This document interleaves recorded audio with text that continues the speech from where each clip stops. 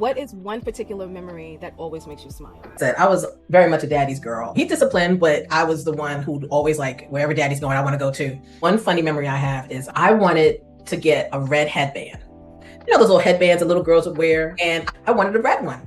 So my mom, you know, smart woman, she was wise. She was like, Sheila, you don't need a red headband. Like, why would you buy a red headband? You don't need a red headband. I want a red headband. Like, when I was little, I was just like, I want this, I want that. So I would see it in the store, and she was like, no, because she's from a practical standpoint, like, you don't need a red headband. Red is, we're not getting this red headband. So then I was at the store, and Daddy wants, Daddy, can I have the red headband? And he bought it. Yeah. And then I got home, and I was happy. I put it on. And then she was like, why did you do it? Why did you buy a red headband?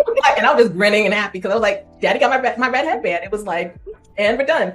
So that always tickles me. My daughter, you know, they do the same thing. Yeah, because I'm the disciplinarian, the police sergeant, lieutenant peppers, all of that. Right. All the things. Yeah. All the things. And my husband is a disciplinary too, but he's the softer side of me. So Right. it's like, Dad, you know, that's a beautiful thing about fathers. You get Yeah.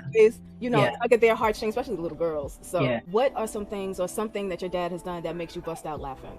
Yes. Okay. My mom and I just talked about this the other day. So in school, you know how little boys will play around and sometimes act out or bully or whatever, they're not listening. Mm-hmm. And there was this one little boy, and I would, tell my dad, like, David keeps bothering me. And I don't think he was doing much. Maybe he pulled my pigtail. I don't know what it was, but Dave was bothering me. And mommy would be the one to always pick me up from school. But one day, daddy decided to pick me up from school.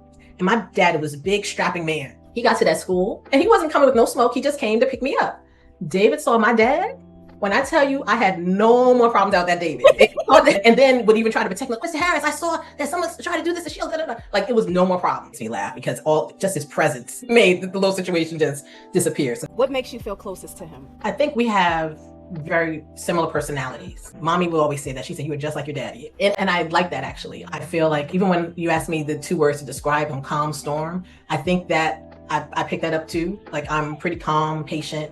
My patience is all the way here. And then it's like, at a certain point, I'm like, but then I'm calm again. What also draws me to him is we had a lot of similar interests. So I was the girl who was like, wanted to play sports. So he bought me, I had dolls, but he also bought me a baseball bat and a basketball because he knew I liked to play sports. He liked to take me roller skating. He bought me roller skates. So what we would do is on Saturdays, we would go around Columbia University, and because it was just like a nice open area, and he would take me and I would just like, kind of just like skate around a little bit. So we had similar interests. We also love science fiction. My mom couldn't stand it. So I think that's where my love for Star Trek comes from, because to this day, I could sit around and just watch science fiction things now. And I think about him because it's like, he would have loved this. Like if it was like action movies, like the A-Team or, things like that, TV shows, we did that. I love Star Wars. So if I did really well in school, I remember him taking me to see, it was probably Return of the Jedi. That's what I love.